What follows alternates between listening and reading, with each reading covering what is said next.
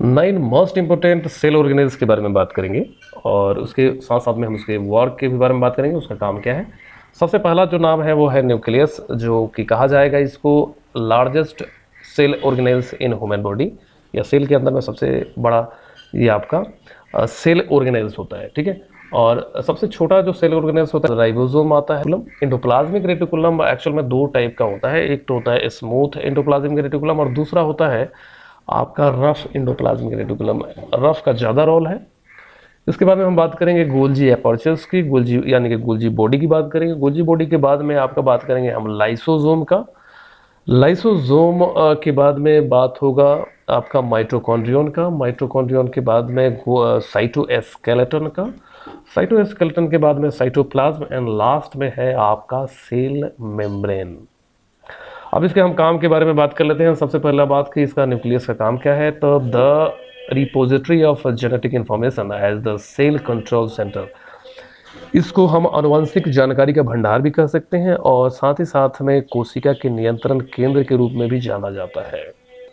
इसके बाद में हम बात करेंगे राइबोसोम का। राइबोसोम एक्चुअल में क्या होता है कि ये प्रोटीन बनाने में बड़ा हेल्प करता है, यानी कि प्रोटीन का जो ओरिजिन होता है वो आपका राइबोसोम ही होता है, यानी कि इंपॉर्टेंट जॉब ऑफ सिंथेसाइजिंग और मैकिंग प्रोटीन हम कहेंगे इसको, राइबोसोम को।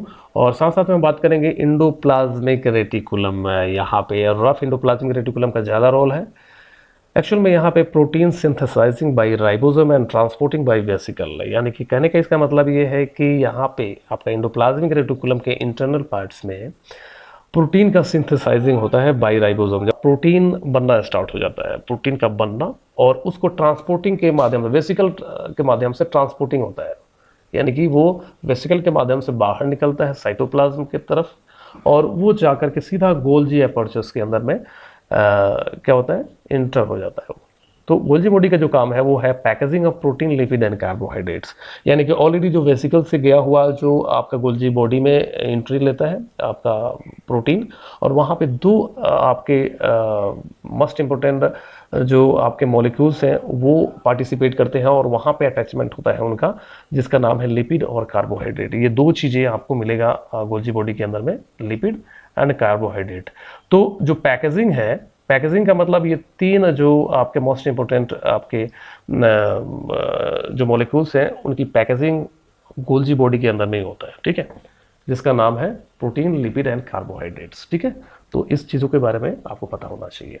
फिर हम बात करेंगे लाइसोसोम के बारे में। तो लाइसोसोम एक्चुअल में हम बोलते हैं इसको कार्बेज कलेक्टर, ठीक है, and digestive system of cell भी कहा जाता है, कोशिका का पाचन तंत्र भी कहा जाता है। और वेस्टेज जितने सारे बॉडी के अंदर में बात कर रहा हूँ, सेल के अंदर में जितने सारे वेस्टेज चीज़ें हैं उनको वो डाइजेस्ट कर जाता है, ठीक है। तो ये बड़ा हेल्पफुल रोल प्ले करता है आपको सेल को बचाने के लिए, ठीक है। इसके बाद में हम माइटोकॉन्ड्रिया की बात करेंगे। माइटोकॉन्ड्रिया का काम क्या है, तो माइटोकॉन्ड्रिया का काम है आपका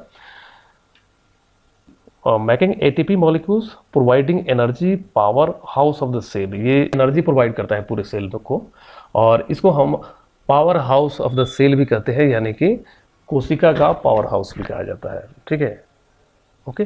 साथ में हम बात करेंगे साइटोस्केलेटन के बारे में। साइटोस्केलेटन का काम है providing the cell its shape and structure, है ना। ये क्या करता है कि कोशिका को उसका आकार और साथ साथ में उसका संरचना प्रदान करता है, ठीक है। आखिर सेल किस टाइप में होता है, सेल बिल्कुल ही आपका स्फेरिकल नहीं होता, वो थोड़ा सा जिगजैग टाइप से होता है।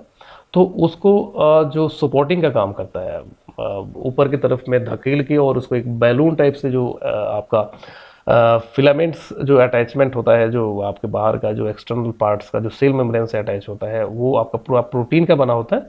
और इसको हम क्या बोलते हैं, ये जो फिलामेंट्स है होता है, जो आपका सपोर्टिंग फिलामेंट्स, उसको साइटो स्केलेटन बोला जाता है, ठीक है। और साथ साथ में हम बात करेंगे आपका साइटोप्लाज्म का। साइटोप्लाज्म एक बहुत ज़्यादा ये फ्लूइड्स का काम करता है सेल के अंदर में, और holding the components of the cell and protect the from the damage. ये डैमेज होने से बचाता है सेल ऑर्गेनेल्स को, ठीक है। मतलब सेल के अंदर में बहुत सारे जो आपके सेल ऑर्गेनेल्स होते हैं जो फ्लोट करते हैं साइटोप्लाज्म के अंदर में, उसको प्रोटेक्ट करने का काम करता है, ठीक है, ओके। और साथ साथ में हम बात करेंगे लास्ट सेल मेम्ब्रेन का। तो cell membrane actually protect the cell from the surrounding, ये सेल के चारों तरफ से बचाने का काम करता है, ठीक है।